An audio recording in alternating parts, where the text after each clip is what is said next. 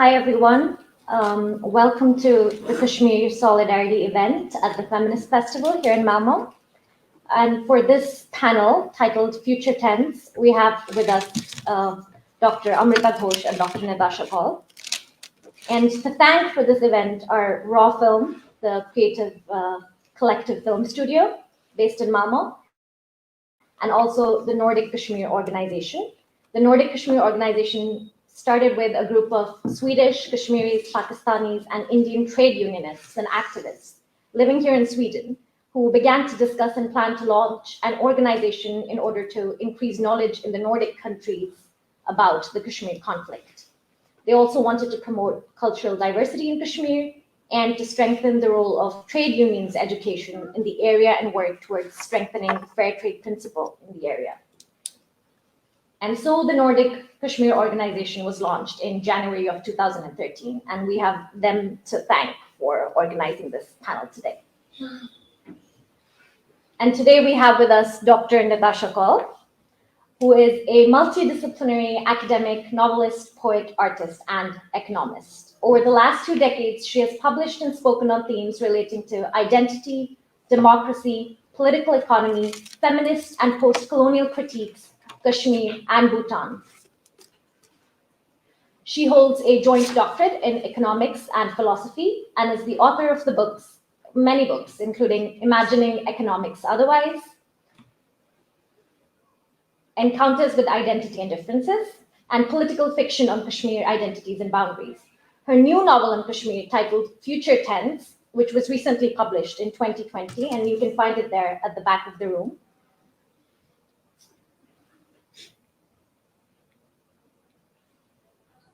Her new novel was titled Future Tense and was recently published. She's also the author of the Man Asian Literary Prize shortlisted Residue, which is the first novel in English by a Kashmiri woman. She has co-edited a volume for the Economics and Political Weekly, which for the first time brought together Kashmiri women scholars writing on women and Kashmir. Currently an associate professor in politics and international relations at the University of Westminster in London, Nitasha has previously been an associate professor in creative writing in Bhutan and an assistant professor in economics at the Bristol Business School. In October of 2019, she provided expert testimony to the US Congress House Foreign Affairs Committee in a hearing in Washington, D.C. on human rights situation in Kashmir and its historical and ideological background. We also today have with us Dr. Amrita Ghosh, who has worked on emerging literature, films, and visual texts on and from Kashmir on a postdoctoral project. Her monograph titled Kashmir's Necropolis, New Literature and Visual Texts is forthcoming. In this panel today, we'll have Amrita Ghosh and Nitasha Kaul talking about Nitasha's new novel, Future Tense, and the significance of writing her stories about Kashmir as a female and feminist author. So I leave it over to them.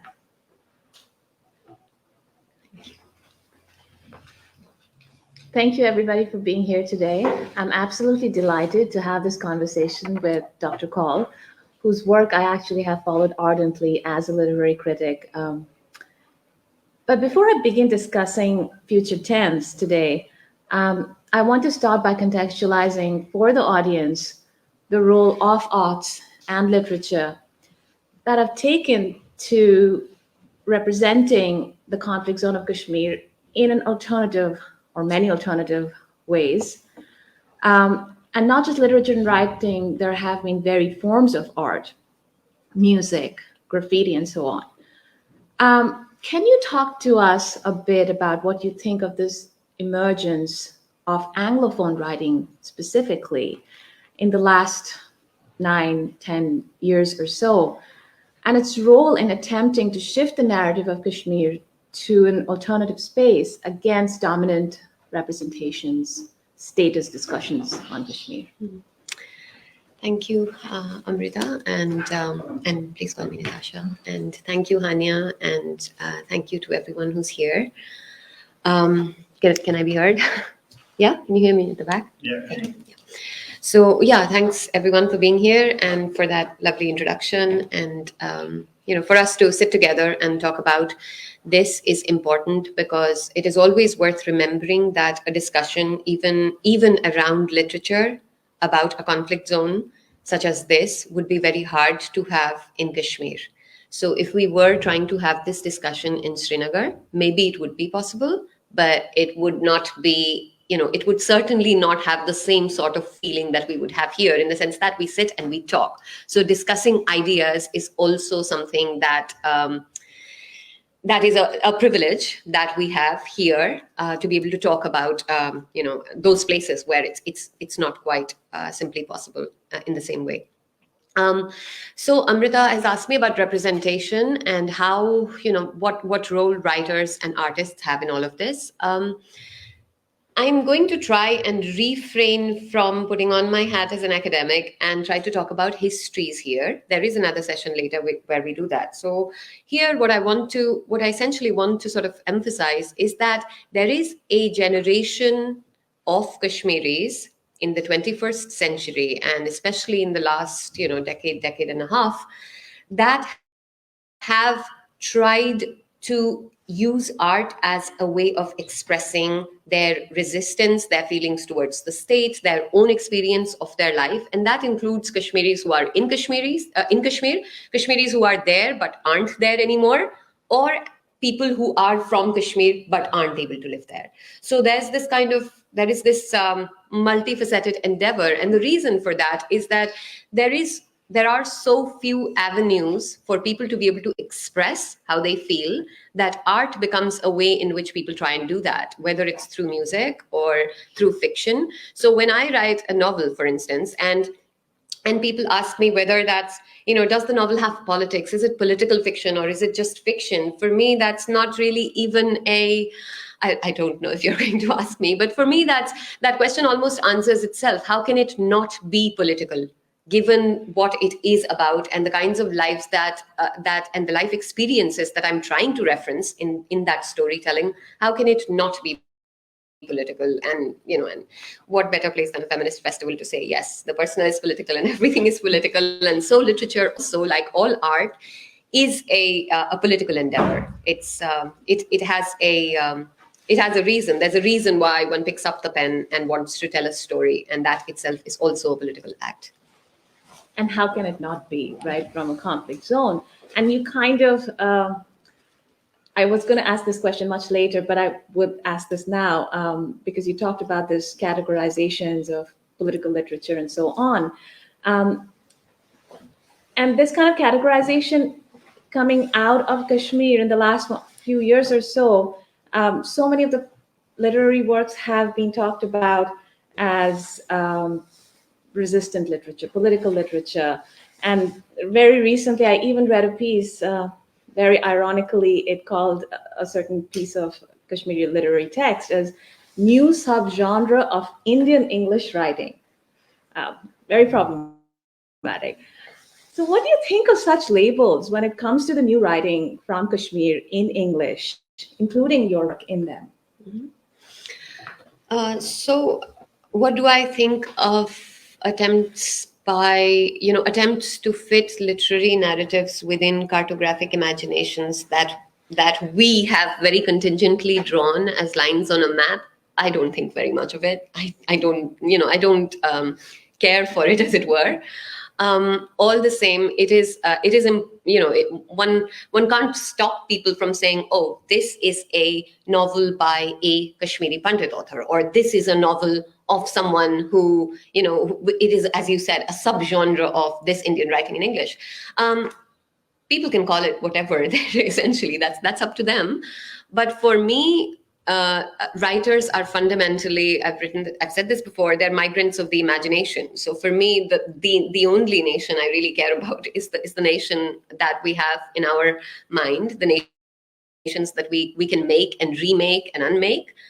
And so to say that something is Indian fiction or Kashmiri fiction or whatever, unless there is a very specific contingent reason why one is saying that, this is, say, telling the story of Kashmiri experience or Dalit atrocity or something. If one is doing that for a very specific reason, I can understand the labeling. But other than that, I think it's just an attempt to appropriate art for nationalists. I mean, for instance, the very idea that novels, that people write books and those books are judged according to the nationalities of the passports that people carry. I mean, my first novel was, the entire basis of that book was a residue, was to challenge this bordering of imagination, because that bordering of imagination is also an order making process. It's saying, who can say what about what and be taken seriously. And that's not, it's not fair for any artist to have that be imposed upon them, that we'll listen to you if you talk about this, but not if you talk about something else that might mean something to you.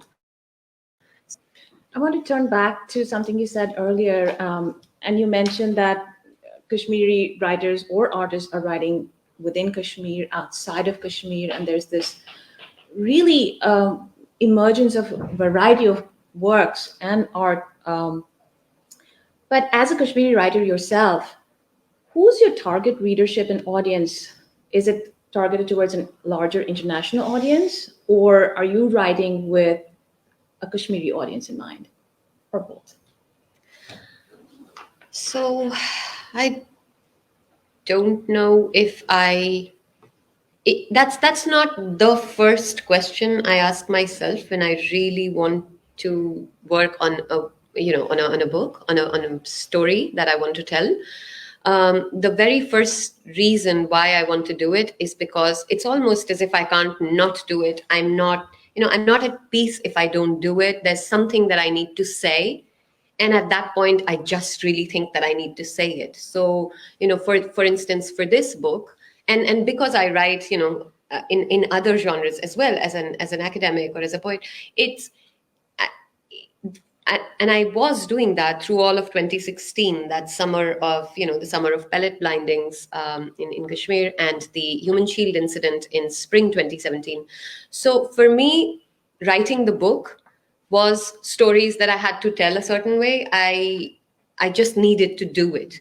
And then to think of, well, was I thinking that I want to tell a straightforward story so that people out there would understand what Kashmir is? No, I don't think so. I think you'd see that there are many shades of gray. It isn't like a clear kind of good versus bad story. And I don't think, in my experience and understanding, I don't think reality is like that. There are very many shades of what's going on. And I wanted to do that. So for me personally, I don't want to simplify narratives for the world outside. I think that, and I think, I'm not exceptional in that. I think writers don't, unless one wants to just be the bestseller somewhere or on some list, I don't think it's necessary to do that, because you have to trust the intelligence of the readers to read and find out more and to care. So I think I would do that. I would think that, I don't have to explain every single thing and tell them that this is, that's not what one reads a novel for. One reads a novel to hear a story and to then find out more about what's going on, or, why this happened. So that's essentially, I think, how I write. Thank you. And I think this just brings me to something I have been experiencing in my own work, because I'm a literary scholar. And you write in various different genres. You write literature, you write academic essays, books on Kashmir. And then there is this notion, especially it comes from historians too, that this is fiction only. And there are people who say that about literature, let's say partition literature. And this was a broader thing about relegating that literature to fiction and not real. When there is this larger historic rupture and conflict like Kashmir, what do you think about this kind of divide that happens between literature and then not real, or there is history? And it seems to be so problematic in so many ways. Yeah, I mean, I don't think that. So if I'm, I don't think that there is a real that we can understand separate from the stories that we tell about it, because our understanding of what we think is real and what we think is just or unjust or true or false is determined to a large extent by the ways in which we perceive. And so our perceptions are are part of how we construct a reality. So fiction and is not just stories, because stories and metaphors are why people go to wars. Stories and metaphors are why people make peace, or fall in love, or anything. All our action is motivated by ideas, and in that sense, I think fiction is a very powerful way of planting those seeds in people's minds of ideas, so that people think. And it's the same for me, not just as a writer, but also as someone who is a reader. So growing up reading books of other places and other times and other people's stories, there's a reality about them, so the relationship between fiction and reality is not that they're two separate things, is not that one mirrors the other, but that they are both kind of interrelated in complex ways and very overdetermined with each other, and that it's not possible to say something is real without being also part of several stories that tell us why something is real and how it is real and for whom it is real. I absolutely agree with you. And without giving away too much about the novel itself, because I do want people to read the book, there's this, I was particularly fascinated about the certain aspect in the book, which I refer to this multi-directional memory that you're creating using Michael Rothberg's phrase. There's a certain notion of creating solidarities. The central character in the book mentions the Holocaust. And do you think there was this conscious effort by you to create that kind of memory where people realize the connectivity of certain oppressions not too far away, and to be seen the conflict itself in a larger solidarity with what is happening to Kashmiri people? So the best way that I would describe the book is that it's a book written to show how stories of the lives of a group of young people whose dreams, what happens to the dreams that they have when they're living in a conflict zone. So it's how much can you dream when you're living in a situation like that, and how do you relate to people? It's their friendships, it's the various changing seasons of their friendships set against the backdrop of everything else that is happening. The summer of 2016, the pellet blindings, the human shield incident where a civilian was used as a human shield, and of course the longer memories that they have of being from there. So that's the kind of the canvas that I'm painting with. The reason memory is an important resource is because when people say, why don't we care? We have to remember that we live in a world where there are all of these, injustices that are simultaneously happening. And also we live in a world where, the Holocaust is less than 100 years old. We live in a world where, where children, people perish under the most horrible circumstances all the time. So the idea that we should care is not, it's not something that we can take for granted or afford to forget, because people have to be reminded all the time of the human capacity for cruelty, the continuities in the conflicts that happen, the incentives that drive those conflicts. And so Kashmir is part of that wider global story. It's also a place, I think, that's connected to these stories, because if we think about the first part of the 20th century, the progressive movement and moment in Kashmir is an important one. I mean, at the start of the Cold War, Kashmir is seen as like this red threat kind of a place, because there are all of these progressives from around the world who are moving to Kashmir.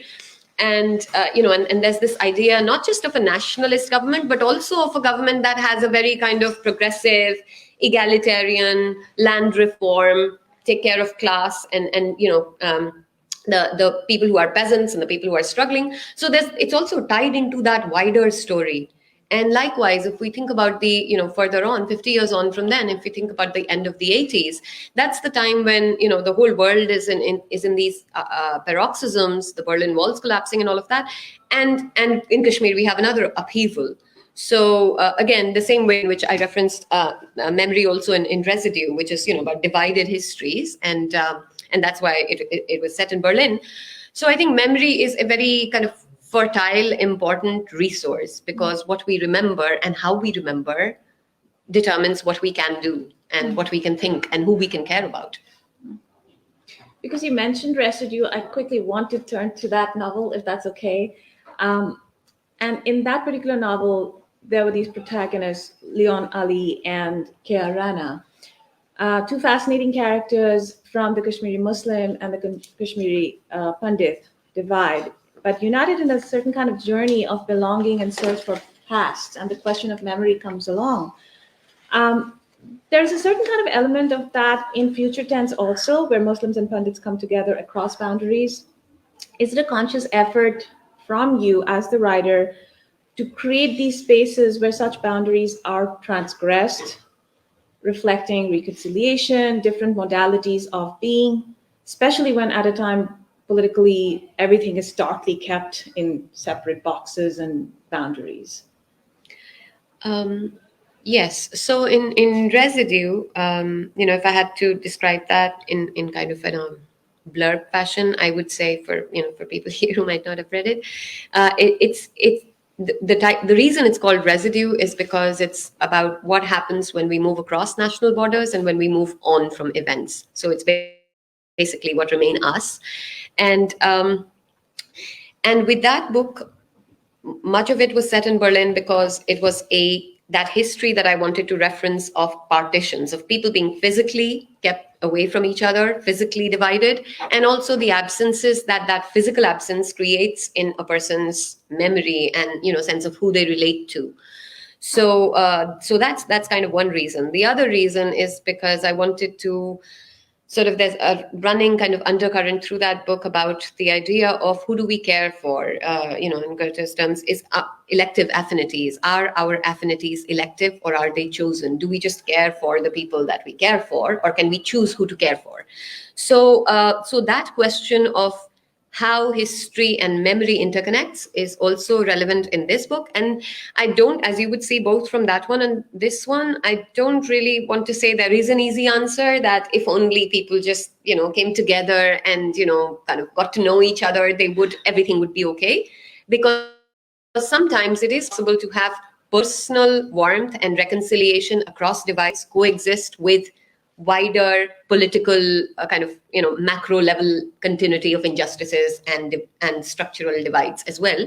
And I think that's the case in Kashmir. So it's possible for people individually to be friends, but the larger political ideologies and the ways in which they have become co-opted into kind of alternative discourses keeps them as collectivities apart. And so I want to, as a writer, pose that question. I want to show instances where it may be possible for people to actually understand each other's histories or to understand why they don't care. So when Shireen is in future tense, when Shireen, one of the the central character, when she's leaving the Srinagar on the eve of just as Burhan Wani has been killed, and the whole valley. So Burhan Wani was killed in July 2016.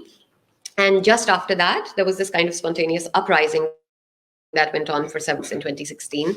And that's when the pellet blindings happened. So she's there in the valley. There's other stories going on with these characters, and she has to leave because now the valley is just shutting down immediately.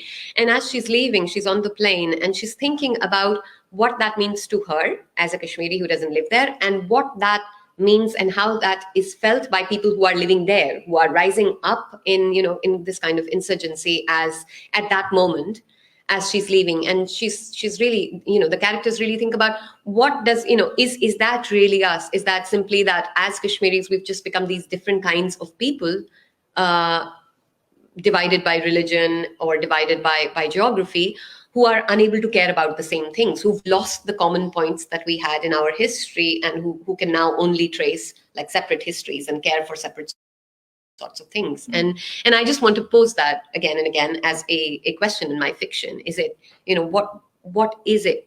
What are the points that, what are the ways of remembering that can help us see a different history a different possible history and a different possible, future tense.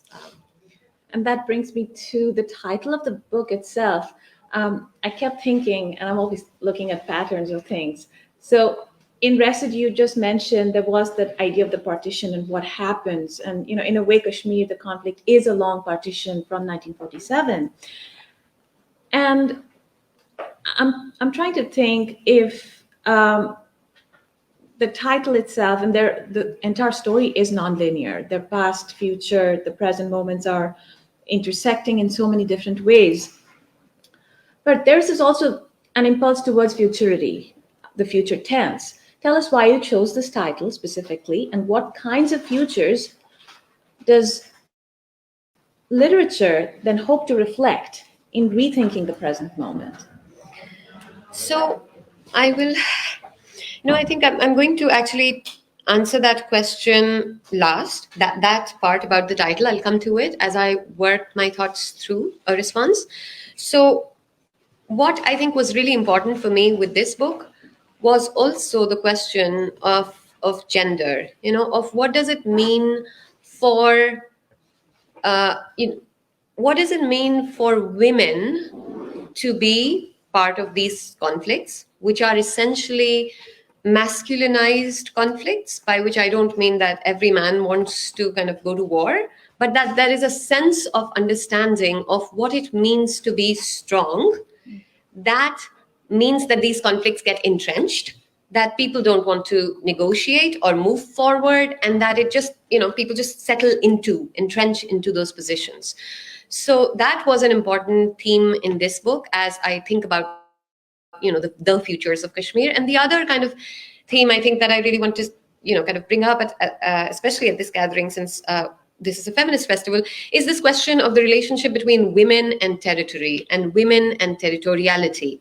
Because all of this is, so it's about, so when people talk about, when anthropologists or others or academics, when we talk about women, political scientists, women in conflict, they're talking about women being affected by conflict.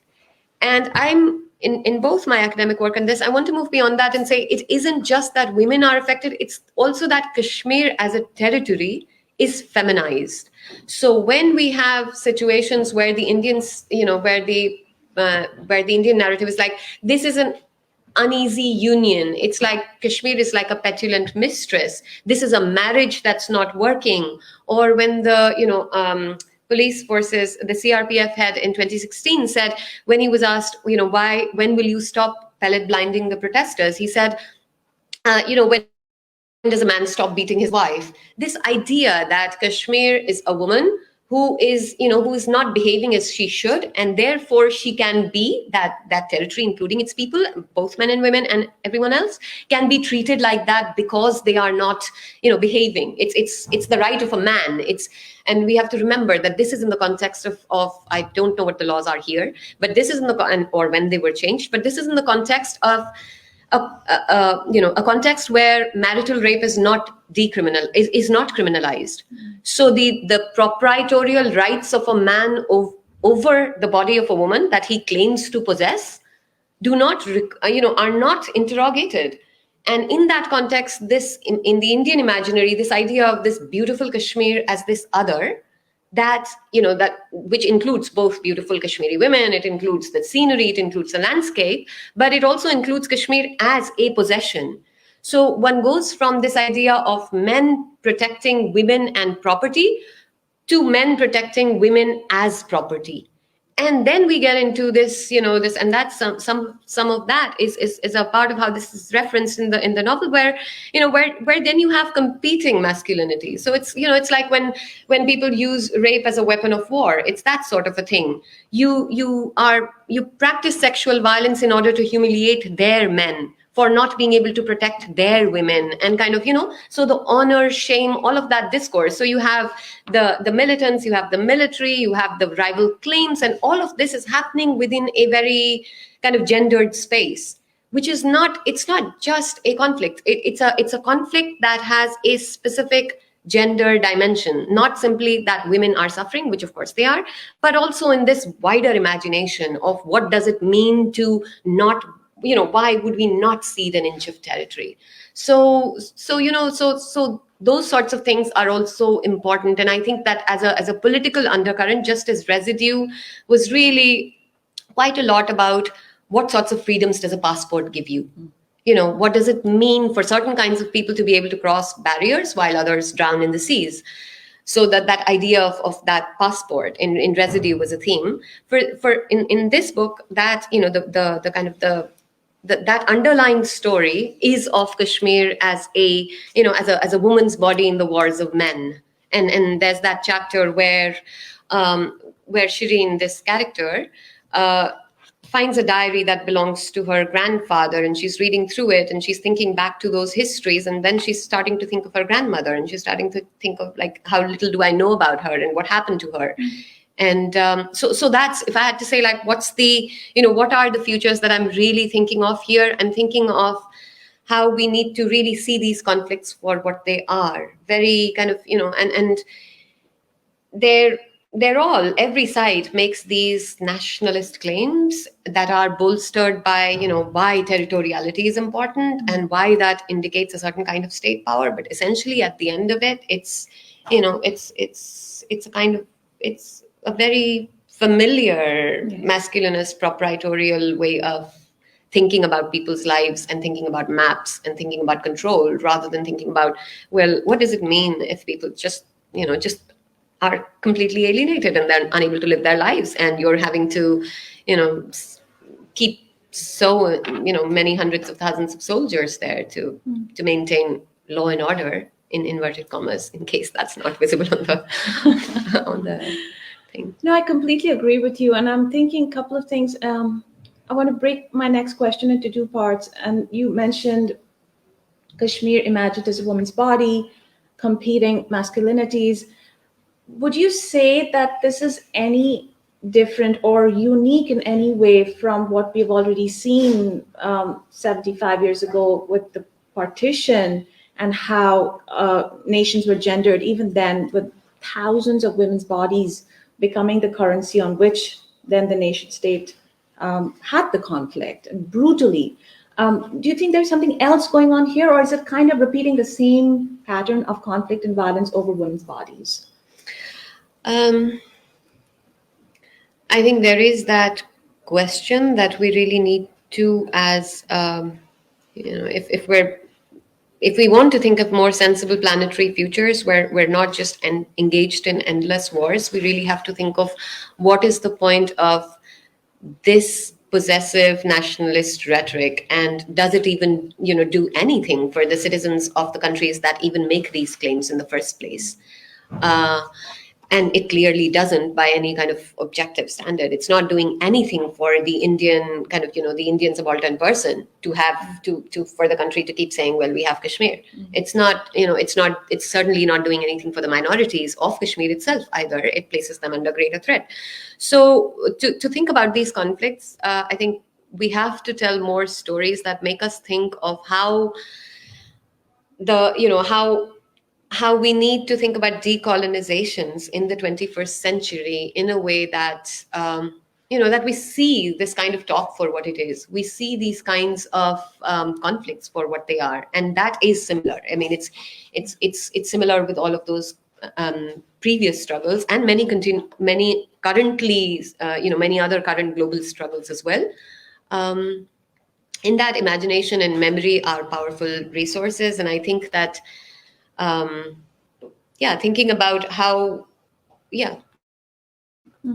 I want to take that with what you said so articulately about the novel itself and the inspiration towards the novel, that Kashmir is feminized over and over again.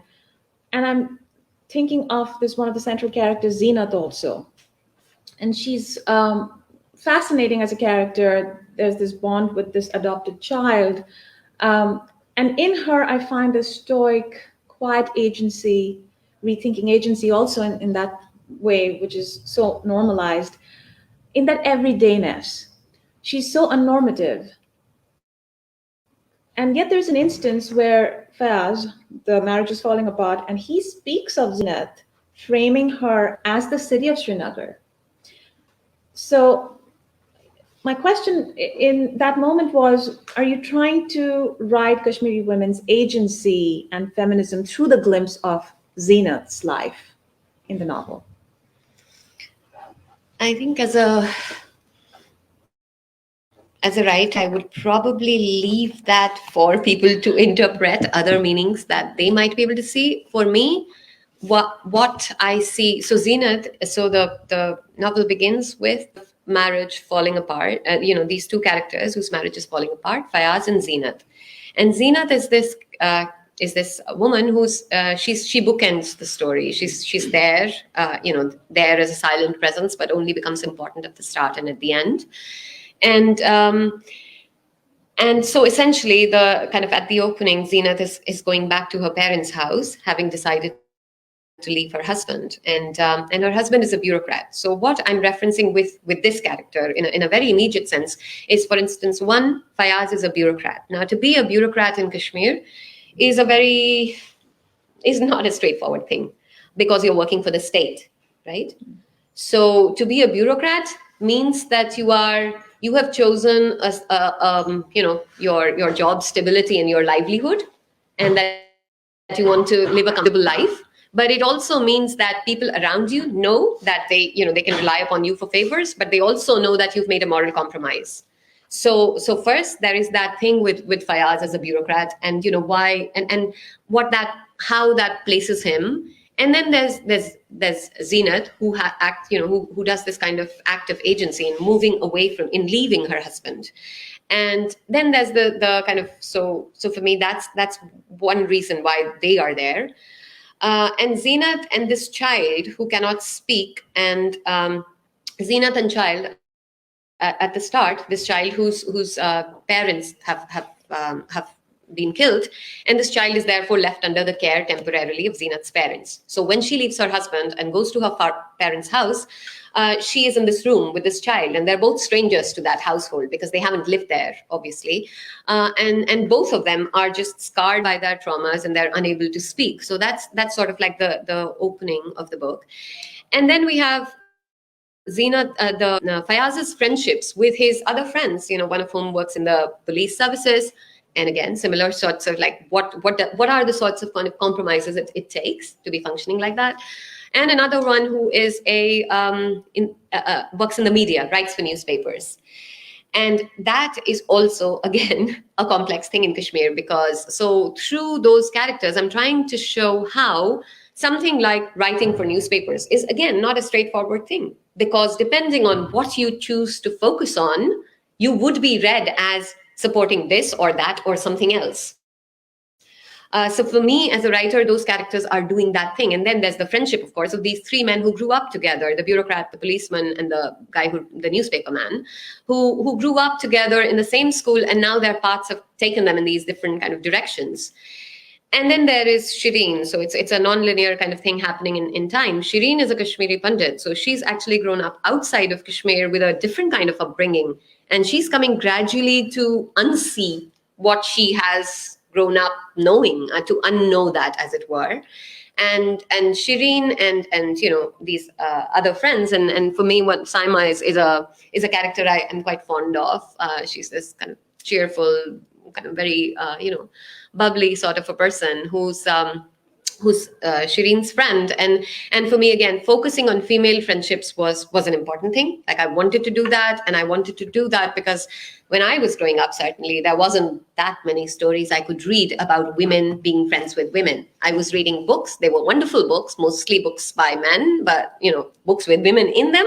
But there just weren't that many instances where men were not part of that story. So for me, this Shireen and Saima friendship was an important one. And also because they're from different parts of Kashmir. So Saima is not from, is not from the valley. So, so those sorts of differences also matter.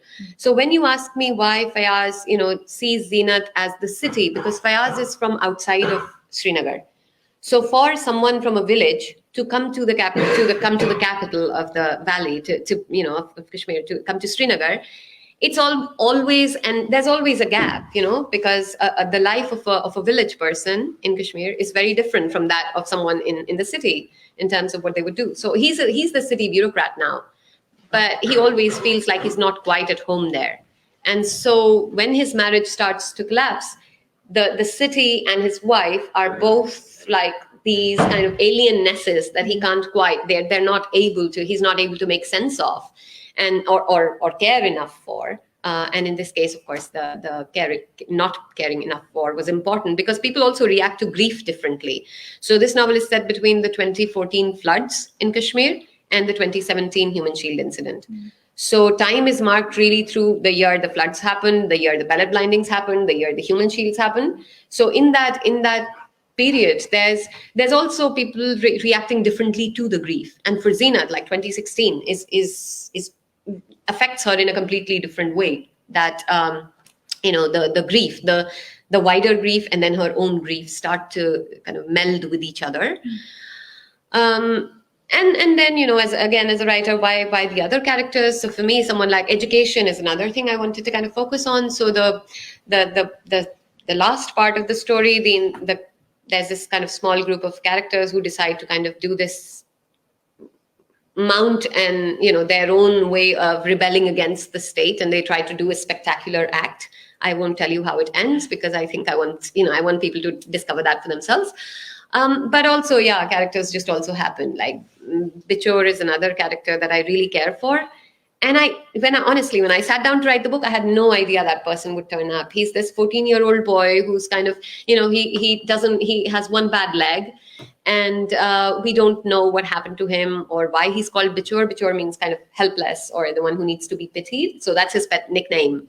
And he's got a wicked sense of humor, and he just happened. Like he loves to play cricket, and and he ends up playing an important role in that final instance, because these young kids are thinking, okay, we want to, why should we get the education and get those jobs and do the things that everyone else does? That's not going to change anything. We're going to do something dramatic and spectacular and try to change stuff.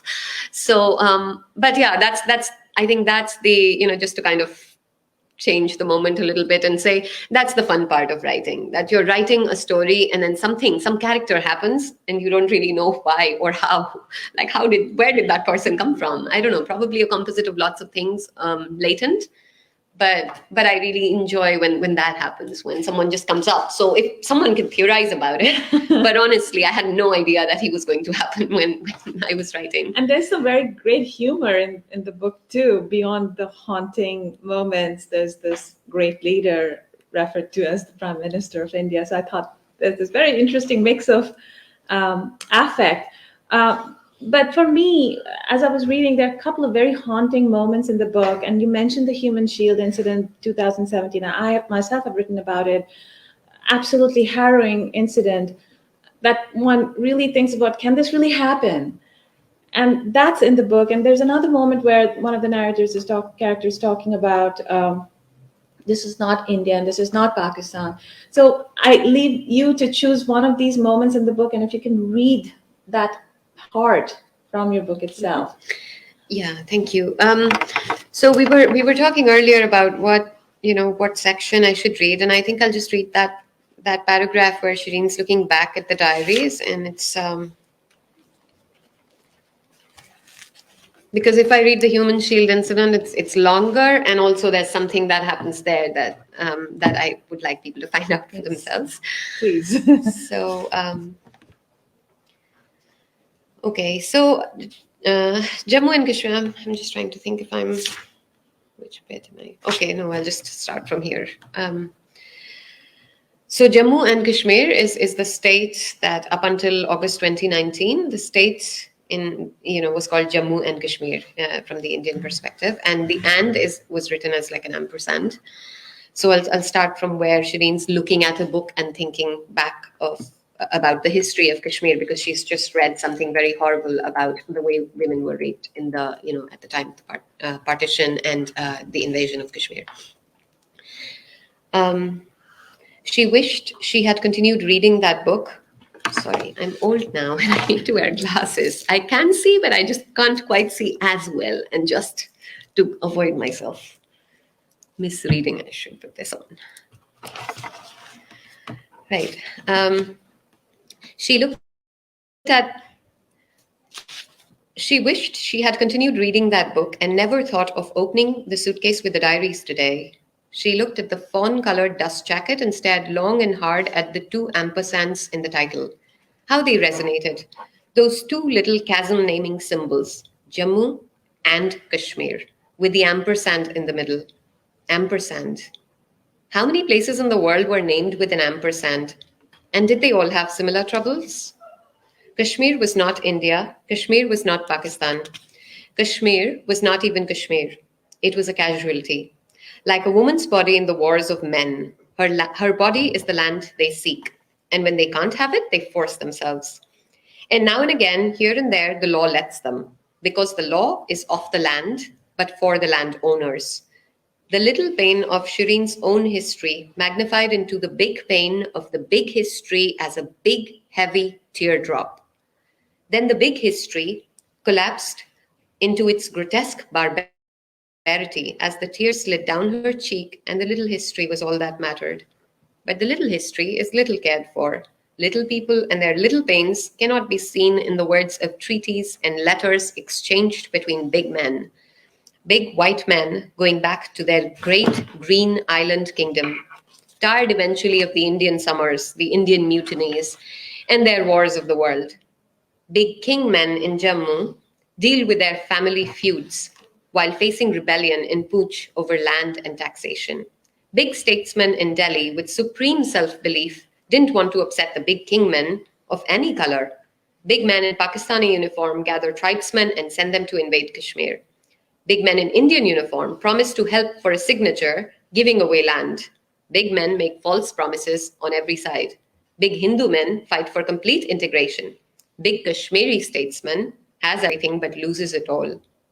Heroism was tragedy, literally. Then came the age of small men who want to be big, and sometimes small women who want to be small men. The big men were losing everywhere. Small men and big men turned out to be the same after all. A small man in Kashmir wanted to stay king forever. A small man in Kashmir would stab anyone in the back for power. Small men in Delhi and small men in Kashmir and small men in Islamabad and small men in Beijing played chess with little people's lives on real land, which wasn't divided into neat black and white squares. The checkmate is perpetual. Little people, meanwhile, are little first, then women or men. These little people looked at little things, and when they thought of big things, they wanted to do big things. So little people fought with each other. Little people were killed, raped, thrown out of their homes, made to vanish. Still they go on fighting and fighting and fighting with each other. Being so little, they're kept from the big picture. When they see a bit of the chess, they hate each other more, pushing each other out of the way for little gains. The big picture is for the new big men. The new big men don't make promises. They make deals for profit alone. In all of this, a young Kashmiri man lost his trunk on a train, wasn't allowed to return, and found himself married to the doll who had been raped. The man was once a boy too. And what kind of a boy had he been? He had written about some of that too in his journals. Had he been a child once, he had asked himself aloud in writing. Then he had recalled that he had been a timid boy. So that's just the part in the book where where she's just looking at these old diaries, and she kind of goes into this long reverie, thinking back about history. And so for Kashmiris, when they hear that, they'll know every single person I'm talking about. So the big white men going back are the British. The statesman who has it all but loses it all is Sheikh Abdullah. There's like these. It's like you literally like take a pencil and put 5-6 things, and you've got like in this one page you've got the history of everything that just happened, basically who made deals with whom and what happened. So in the middle of so this was my way, this kind of 1.5 page way of bringing in the big history into a story where normally people are talking to each other and doing things, and that's. But there's also, I think, a sense in which I really want to kind of say that's essentially it. It's like the world of power and how it works, and the treaties and the letters and the conclaves, and then there's everyone else who's. But I think you're right, though. But even through the novel as a text and in people's lives, history does come and pervade in every single way every day. So I think that memory and the everydayness kind of come together in large ways.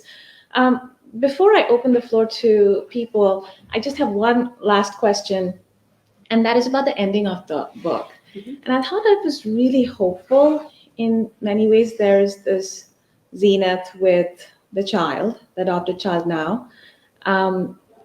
And they're in the shikara, the boat, and then he smiles at her. And there's this imagery of this moment of peace, moment of bliss almost.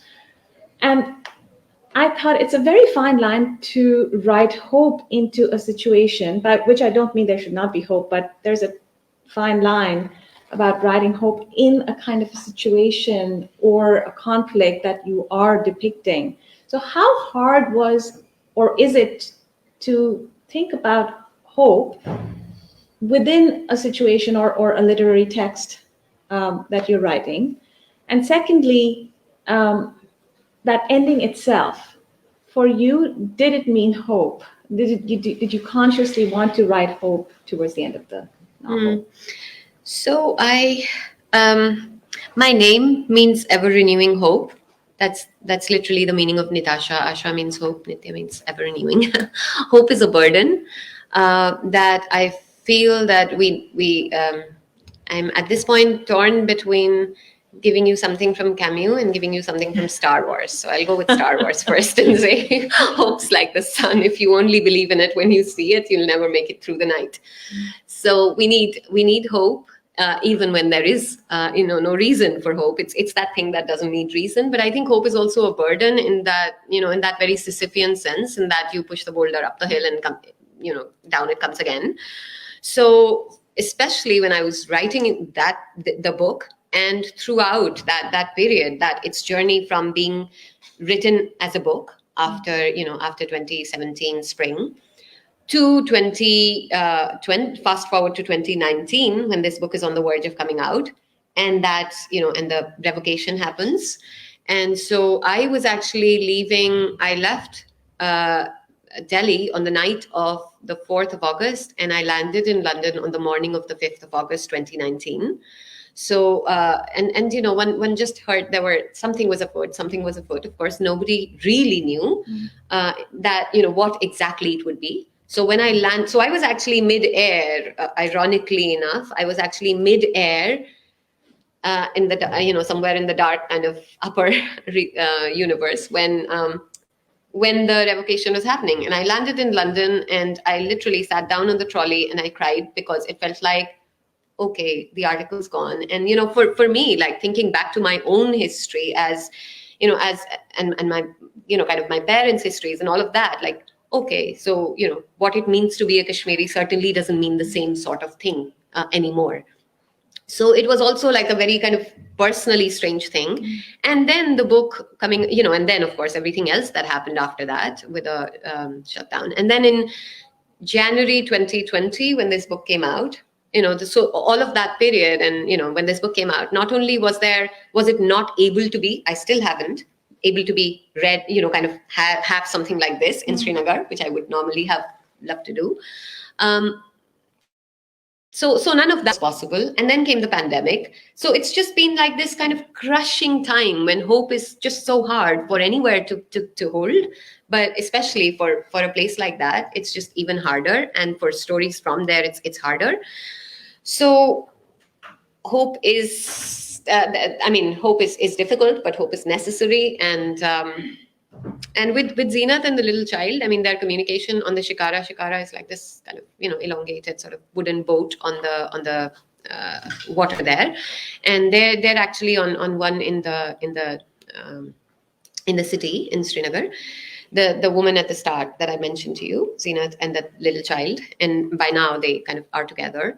And she's, the child goes to a school for kind of for special children, and she and the child are sitting on this shikara. They're taken on this ride by the boatman, and there's this kind of wordless communication that this woman and this child now have. And it's also a way of thinking, how would it be if we lived in a world where not everyone was all the time trying to motivate people through words to kind of get masses of people to do these horrible things. That, if there was a world that was kind of pre-verbal and more sensory, and it's that kind of a sort of a tender moment of communication between them. So yeah, I mean, that was, I think, did I have hope for those characters? Yes, I think it's also partly based on what one can, freedom is what you do with what has been done to you, Sartre said. So, there's also that thing of how one could kind of try to do what one can. And for Zeenat and for that child, that's what they're doing. With Fayaz, we don't know, at that point.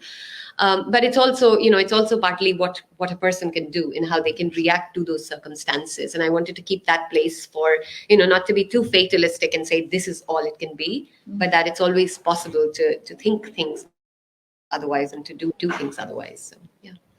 Thank you. And I open the floor for any questions. Or comments, or...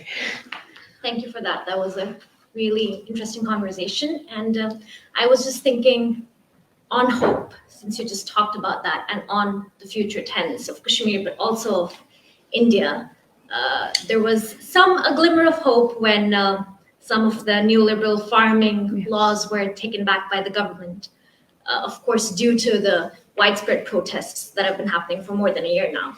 But does that give you some hope on social movements in India in general, and when it comes to some forms of dissent in those movements against oppressive regimes, against the fascist regime right now in India?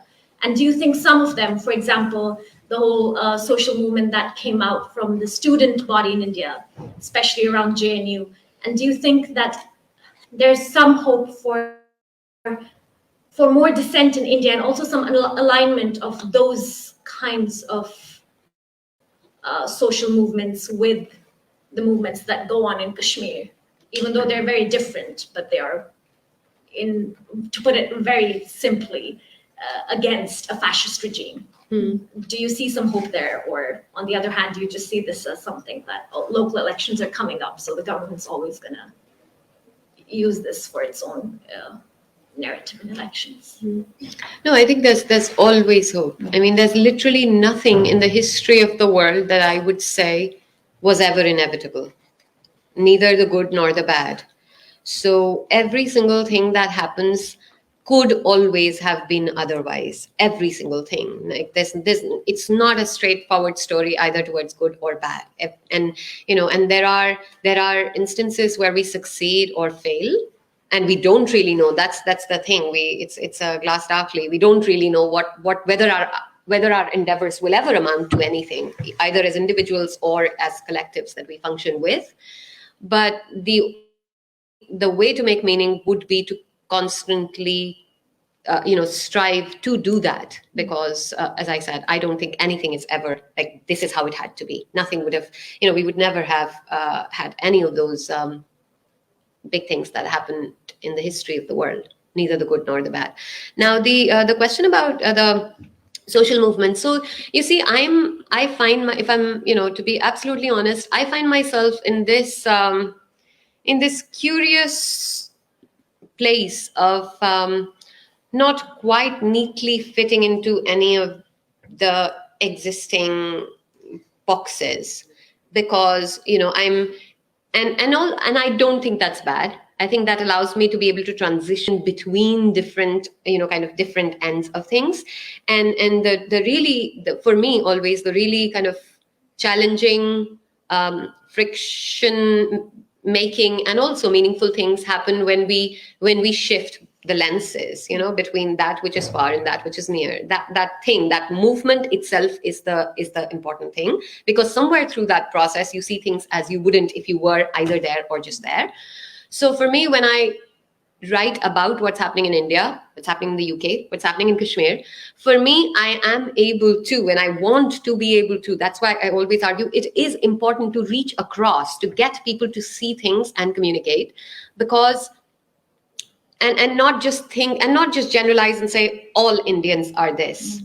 all Kashmiris are this. So I find myself being this, often this Cassandra, and I'm saying, no, don't. So, so for instance, in case you're not aware, it's quite usual to find Kashmiris not to care as much about struggles in India, and Indian struggles not to care as much about struggles in Kashmir.